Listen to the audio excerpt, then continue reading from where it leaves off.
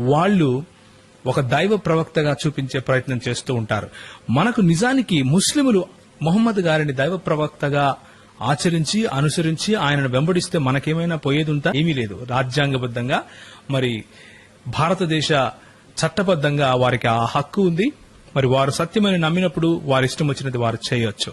కాకపోతే క్రైస్తవుల దగ్గరికి వచ్చి, అయ్యా మీరు నమ్మే బైబిల్ తప్పు, మీ బైబిల్లోనే మరి మొహమ్మద్ గారు కూడా ఉన్నారు, ఆయన ఎందుకు నమ్మట్లేదు అని గనక వాళ్ళు మనల్ని ప్రశ్నించే ప్రయత్నం చేస్తే, వాళ్ళు గనక మనల్ని మన లేఖనాలు చూపించి మనలను తప్పుదోవ పట్టించే ప్రయత్నం చేస్తే, వారికి రాజ్యాంగబద్ధంగా ప్రేమతో మనం సమాధానం చెప్పే అవసరత కూడా మనకుంది. కాబట్టి మనం ఈ విషయాలను మనము స్టడీ చేస్తున్నాం, చదివే ప్రయత్నం చేస్తున్నాం, అర్థం చేసుకునే ప్రయత్నం చేస్తున్నాం. ఇది క్రైస్తవ సమాజానికి చాలా ప్రాముఖ్యమైనటువంటి మాట.